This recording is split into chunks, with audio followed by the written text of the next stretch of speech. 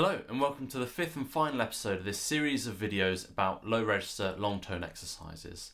If you haven't been following along with this series, essentially I've put together this playlist of videos and each video corresponds to an exercise in the PDF worksheet that you can find in the link in the description. So I created this PDF essentially to help me work through my long tone exercises, and then I decided that as well as having the PDF that is functional as its own sort of exercise worksheet, I thought it would be really helpful for me to do a series of videos alongside it, so that if you're having trouble with any particular exercise, you can go to the playlist, the low register long tone exercise playlist, and then each exercise will have its own video to accompany it. So today we're looking at exercise number 5, and this is starting to move away from pure long tone exercises, and it's actually really what we're looking at here is intervallic exercises. All you've got is a series of 4 octave leaps, starting on a B flat, so going down from the top of the first register, B flat, and then to a B natural, C natural, and C sharp. So this is how the exercise should go. I've written in repeats after each octave pair, but for this I'm just going to play through it. 2, 3.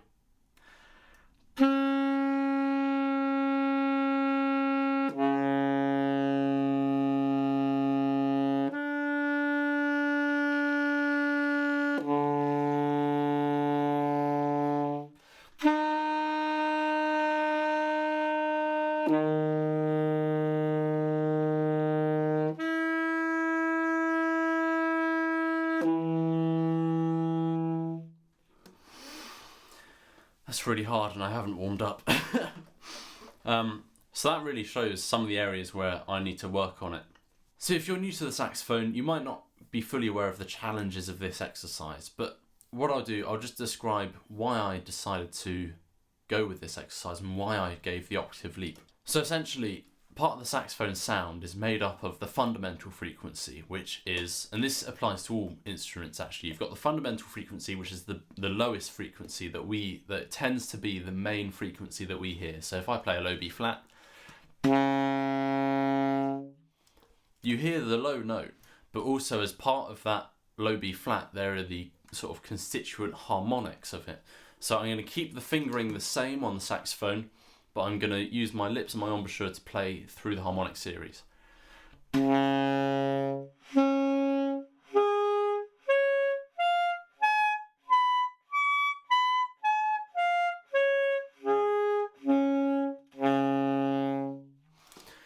So what does this mean for this exercise? Essentially, the first note of each of those octave pairs is the first harmonic of the note that follows it. So for the first one, this first B flat is a harmonic of the low B flat.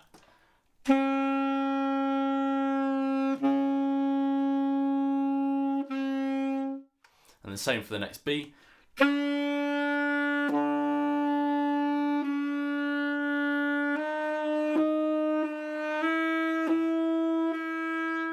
So what this means is, if we play the first note of each of those octave leaps, and then we move our fingers but don't move our mouth and tongue position, what we're just going to get is a bunch of the same note but played as harmonics.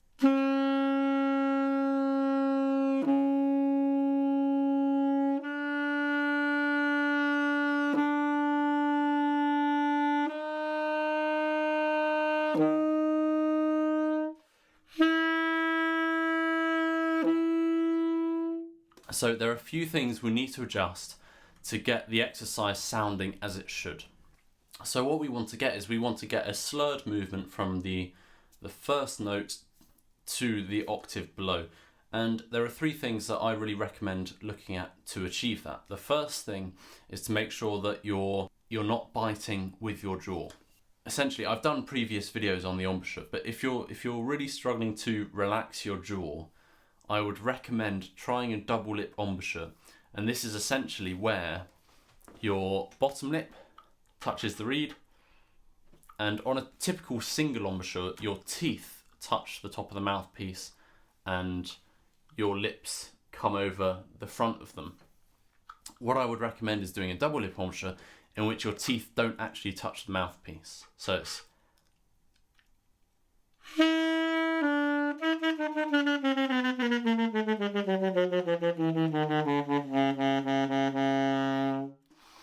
essentially what this means, it gives you a bit of basically a painful reminder. If you start biting and your top lip is on the mouthpiece but your teeth aren't, if you start to bite, you're likely to catch your top lip between your teeth and the mouthpiece, and it can be quite painful. A lot of people give the double lip embouchure loads of flack because people think it's painful. The truth is, if you're playing in the correct way and your jaw is relaxed enough, there should be no pressure from your top teeth on the mouthpiece at all. It should just be all lip muscle, keeping it all in check. So to avoid biting, just try using a double lip embouchure just for this exercise. I wouldn't recommend switching to it long term. Personally, I find it's a great practice tool to remind me what I should be doing when I'm playing with a sort of balanced single lip embouchure. The next thing to consider is also what your embouchure is actually doing. It shouldn't be too pinched, and it should be nice and relaxed, but supporting the reed and the mouthpiece. And the last thing, and I think it's the most important thing, but it is the hardest to really communicate, is tongue position. I did mention tongue position in the previous video, where you have to have the back of your tongue really high, so that when you blow air out of it with your mouth open, you get a hissing sound. So that's just the air passing over the back of my tongue, but it's a very small aperture for the air to go through, so you get that high-pitched hissing noise. I think this is really important to do with this exercise as well, but also it's important to change where the tongue sits. As a general rule of thumb that I have found for playing the saxophone is that if you're playing higher notes, the front of your tongue can be lower, and if you're playing very low notes, the front of your tongue needs to be higher. And a really easy way to monitor this is to actually tongue each note and feel which part of your tongue is contacting the reed. A lot of people say it should be the very tip of your tongue on the very tip of your reed, and this is a really helpful way to describe it to absolute beginners. So if you're an absolute beginner, tip of the tongue on the tip of the reed is a fine way to start.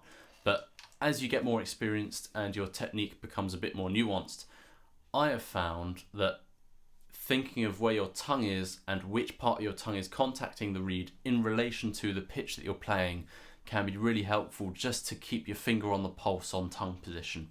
And essentially with this exercise, if you're really struggling to get going down the octave smooth and efficient, what I would recommend, just to get the ball rolling for you, is just to tongue the start of each note. And on the higher notes of each octave pair, so the first note, so the B flat in the middle of the stave, the B natural in the middle of the stave, the C just above the middle of the stave, and the C sharp just above the middle of the stave. What I recommend is, with that, tongue slightly behind, hit the tip of the reed with the area of the tongue slightly behind the tip of the tongue. So with that bit there. So it's not the very tip of your tongue. And if I just demonstrate as if my index finger is my tongue, if you look at the angle of my index finger, if I'm hitting the reed like that, that's for the high notes.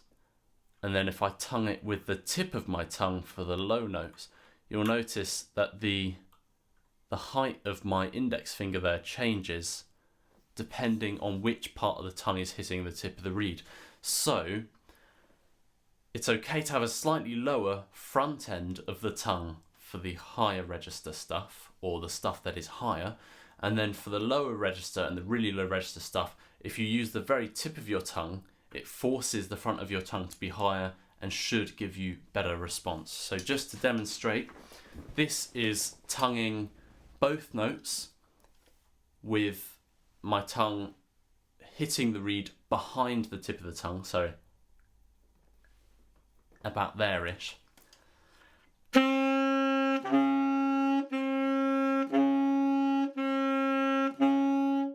So you'll notice I'm not changing the tongue position, so I get the harmonic on the second note. Whereas now if I go first note, tonguing with the slightly further back on the tongue, and with the second note, I'm tonguing with the very tip of my tongue on the tip of the reed, what I get is this. To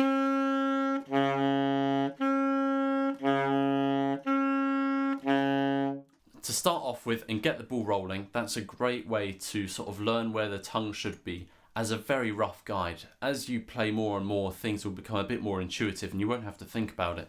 But as a very rough guide, that's a good starting point. And then eventually, when you're getting that movement easily with tonguing each note,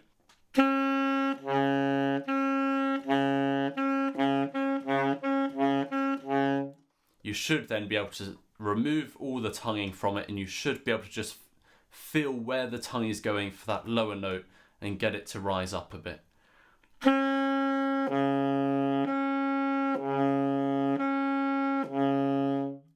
So there we go. I think that about covers it for everything on that particular exercise. Again, as with all the other exercises, if there's something you're struggling with in particular and everything I've suggested in the video isn't fixing it, let me know in the comments and I'll see if I can find a solution that works for you.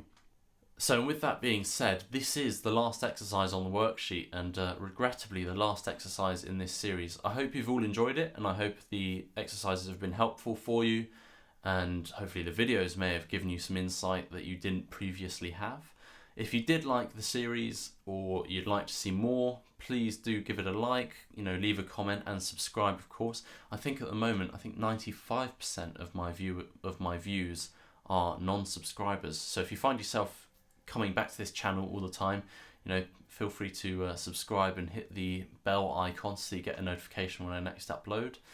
And of course, leave a comment if you'd like to see any series like this in the future. And if there's any particular areas of saxophone playing you want me to tackle, let me know and I'll see what I can do. But with that being said, thanks for watching and I'll see you next time.